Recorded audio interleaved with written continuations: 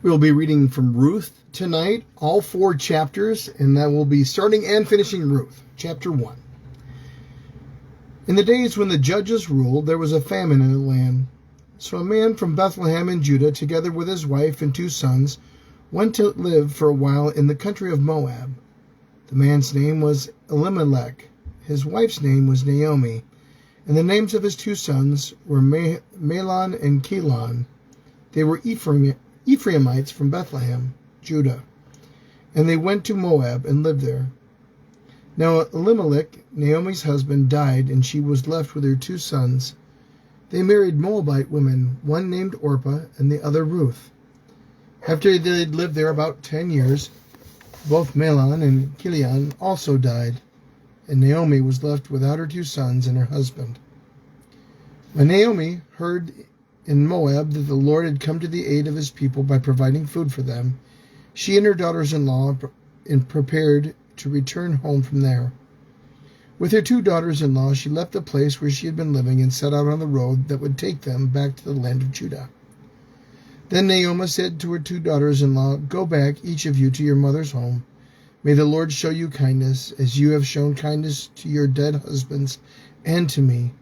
May the Lord grant that each of you find rest in the home of another husband." Then she kissed them goodbye, and they wept aloud, and said to her, "We will go back with you to your people." But Naomi said, "Return home, my daughters. Why would you come with me? Am I going to have any more sons who could become your husbands? Return home, my daughters. I am too old to have another husband. Even if I thought there was still hope for me, even if I had a husband tonight and then gave birth to sons, would you wait until they grew up? Would you remain unmarried for them? No, my daughters. It is more bitter for me than for you, because the Lord's hand is turned against me." At this they wept aloud again. Then Orpah kissed her mother-in-law goodbye, but Ruth clung to her. "Look," said Naomi, "your sister-in-law is going back to her people and her gods. Go back with her." But Ruth replied, "Don't urge me to leave you or to turn back from you. Where you go, I will go. Where you stay, I will stay. Your people will be my people, and your God, my God. Where you die, I will die, and there I will be buried. May the Lord deal with me, be it ever so severely, if even death separates you and me." When Naomi realized that Ruth was determined to go with her, she stopped urging her. So the 2 women went on until they came to Bethlehem. When they arrived in Bethlehem, the whole town was stirred because of them, and the women exclaimed, "Can this be Naomi?" "Don't call me Naomi," she called them. "Call me Mara, because the Almighty has made my life very bitter. I went away full, but the Lord has brought me back empty. Why call me Naomi? The Lord has afflicted me. The Almighty has brought misfortune upon me." So Naomi returned from Moab, accompanied by Ruth the Moabite, her daughter-in-law, arriving in Bethlehem as the barley harvest was beginning. Chapter 2. Now Naomi had a relative on her husband's side, a man of standing from the clan of Elimelech, whose name was Boaz. And Ruth the Moabite said to Naomi, "Let me go to the fields and pick up leftover grain behind anyone in whose eyes I find favor." Naomi said to her, "Go ahead, my daughter." So she went out and entered a field and began to glean behind the harvesters. As it turned out, she was working in a field belonging to Boaz, who was from the clan of Elimelech. Just then Boaz arrived from Bethlehem and greeted the harvesters. "The Lord be with you." "The Lord bless you," they answered. Boaz asked the overseer of his harvesters, "Who does that young woman belong to?" The overseer replied, "She is a Moabite who came back from Moab with Naomi. She said, 'Please let me glean and gather after the sheaves behind the harvesters.' She came into the field and has remained here from morning until now, except for the short rest in the shelter." So Boaz said to Ruth, "My daughter, listen to me. Don't go and glean in another field, and don't go away from here. Stay here with the women who work for me. Watch the field where the men are harvesting and follow along after the women. I have told the men not to lay a hand on you, and whenever you're thirsty, go and get a drink from the water jars the men have filled." At this she bowed down with her face to the ground. She asked him, "Why have I found such favor in your eyes that you notice me, a foreigner?" Boaz replied, "I've been told about what you have done for your mother-in-law since the death of your husband, how you left your father and mother in your homeland, and came to live with the people you do not know before. May the Lord repay you for what you have done.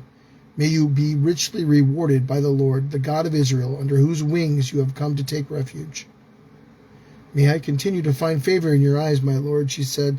"You have put me at ease by speaking kindly to your servant, though I do not have the standing of one of your servants." At mealtime, Boaz said to her, "Come over here, have some bread, and dip it in wine vinegar." When she sat down with the harvesters, he offered her some roasted grain. She ate all she wanted and had some left over. As she got up to glean, Boaz gave orders to his men. "Let her gather among the sheaves, and don't reprimand her. Even pull out some stalks from the bundles and leave them for her to pick up, and don't rebuke her." So Ruth gleaned in the field until evening. Then she threshed the barley she had gathered, and it amounted to about an ephah. She carried it back to town, and her mother-in-law saw how much she had gathered. Ruth also brought out and gave her what she had left over after she had eaten enough. Her mother-in-law asked, "Where did you glean today? Where did you work? Blessed be the man who took notice of you." Then Ruth told her mother-in-law about the one whose place she had been working. "The name of the man I worked with today is Boaz," she said. "The Lord bless him," Naomi said to her daughter-in-law. "He has not stopped showing his kindness to the living and the dead." She added, "That man is our close relative. He is one of our guardian redeemers." Then Ruth the Moabite said, "He even said to me, 'Stay with my workers until they finish harvesting all the grain.'" Naomi said to Ruth, her daughter-in-law, "It will be good for you, my daughter, to go with the women who worked with him, because in someone else's field you might be harmed." So Ruth stayed close to the women of Boaz to glean until the barley and wheat harvests were finished, and she lived with her mother-in-law. Chapter 3. One day Ruth's mother-in-law Naomi said to her, "My daughter, I must find a home for you where you will be well provided for. Now Boaz, with whose women you have already worked, is a relative of ours. Tonight he will be winnowing barley on the threshing floor. Wash, put on perfume, and get dressed in your best clothes. Then go down to the threshing floor, but don't let him know you're there until he has finished eating and drinking.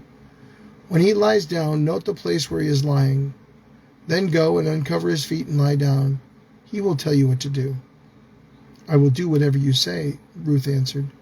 So she went down to the threshing floor and did everything her mother-in-law told her to do.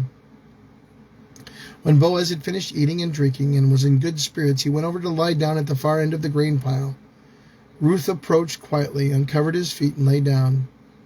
In the middle of the night, something startled the man. He turned, and there was a woman lying at his feet. "Who are you?" he asked. "I am your servant Ruth," she said. "Spread the corner of your garment over me, since you are a guardian redeemer of our family." "The Lord bless you, my daughter," he replied. "This kindness is greater than which you showed earlier. You have not run after the younger men, whether rich or poor, and now, my daughter, don't be afraid. I will do for you all you ask. All the people of my town know that you are a woman of noble character. Although it is true that I am a guardian redeemer of our family, there is another who is more closely related than I. Stay here for the night, and in the morning, if he wants to do his duty as your guardian redeemer, good, let him redeem you. But if he is not willing, as surely as the Lord lives, I will do it. Lie here until morning." So she lay at his feet until morning, but got up before anyone could be recognized. And he said, "No one must know that a woman came to the threshing floor." He also said, "Bring me the shawl you are wearing and hold it out." When she did so, he poured in 6 measures of barley and placed the bundle on her. Then he went back to town. When Ruth came to her mother-in-law, Naomi asked, "How did it go, my daughter?" Then she told him everything Boaz had done for her. And he added, "He gave me these 6 measures of barley, saying, 'Don't go back to your mother-in-law empty-handed.'" Then Naomi said, "Wait, my daughter, until you find out what happens, for the man will not rest until the matter is settled today." Chapter 4. Meanwhile, Boaz went up to the town gate and sat down there just as the guardian redeemer he had mentioned came along. Boaz said, "Come over here, my friend, and sit down." So he went over and sat down. Boaz took 10 of the elders of the town and said, "Sit here," and they did so. Then he said to the guardian redeemer, "Naomi, who has come back from Moab, is selling the piece of land that belonged to our relative Elimelech. I thought I should bring the matter to your attention and suggest that you buy it in the presence of these seated here and in the presence of the elders of my people. If you redeem it, do so. But if you will not, tell me, so I will know. For no one has the right to do it except you, and I am next in line. I will redeem it, he said. Then Boaz said, on the day you buy the land from Naomi, you also acquire Ruth the Moabite, the dead man's widow, in order to maintain the name of the dead with his property. At this, the guardian redeemer said, then I cannot redeem it, because I might endanger my own estate. You redeem it yourself. I cannot do it. Now, in earlier times in Israel, for the redemption and transfer of property to become final, one party took off his sandal and gave it to the other. This was the method of legalizing transactions in Israel. So the guardian redeemer said to Boaz, buy it yourself. And he removed his sandal. Then Boaz announced to the elders and all the people, today you are witnesses that I have bought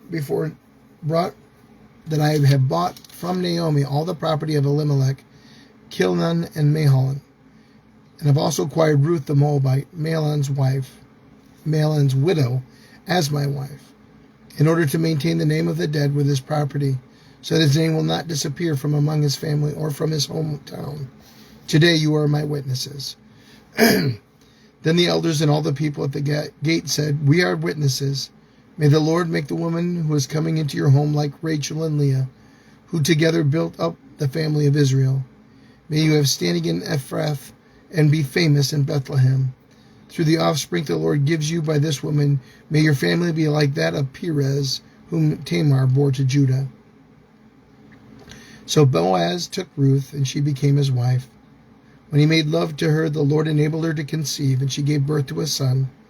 The women said to Naomi, praise be to the Lord, who this day has not left you without a guardian redeemer. May he become famous throughout Israel. He will renew your life and sustain you in your old age.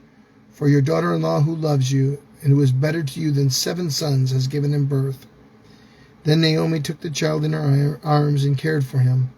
The woman living there said, Naomi has a son, and they named him Obed. He was the father of Jesse, the father of David. This is the family line of Perez.